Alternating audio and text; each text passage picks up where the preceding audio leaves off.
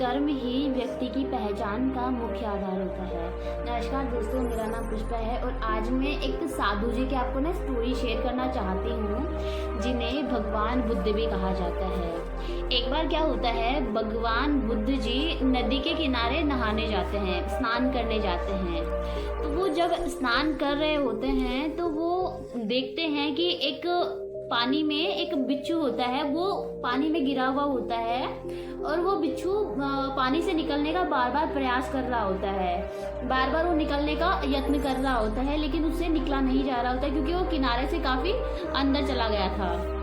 तो जब वो निकलने का प्रयास कर रहा था तो उसी टाइम साधु जी की नज़र उस पे जाती है और साधु ये सब देखकर साधु जी से रहा नहीं जाता है, यानी कि भगवान बुद्ध जी से। और ये देखकर भगवान बुद्ध जी उसके पास जाते हैं उसे पानी के अंदर हाथ डाल के उसे निकालने का प्रयास करते हैं। तो जैसे ही वो उसमें हाथ डाल के उसे बाहर निकालते हैं तो होता है क्या, जैसे उन्होंने अपनी हथेली में उसको लिया तो वो बिच्छू ने उधर उनके हथेली में काट लिया।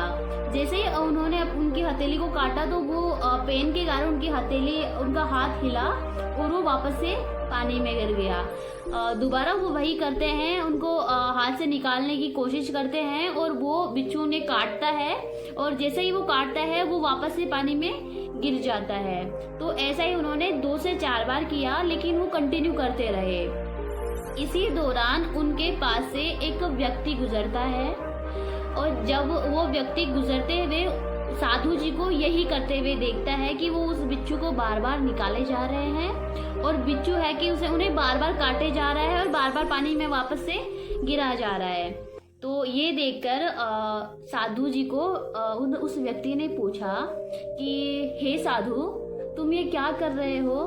वो तुम्हें बार बार काटे जा रहा है और तुम उसे बार बार उसे निकालने का, उसे बचाने का प्रयास कर रहे हो।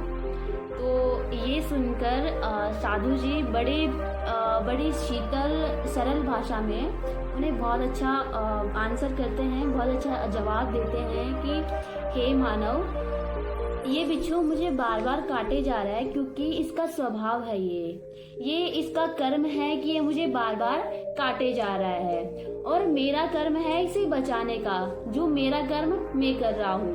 तो इस कहानी से आपको ये शिक्षा मिलती है कि अगर आपको कोई बुरा बोले, अगर आप कोई निंदा करे, अगर आपकी कोई चुगली करे, अगर आपको कोई गाली दे, तो ये समझिए आप कि वो उसका कर्म है, वो उसका स्वभाव है।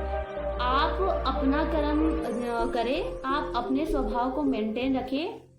आपको किसी को जज नहीं करना है। वो बोलते हैं ना कि ईंट का जवाब पत्थर से देना एकदम गलत है।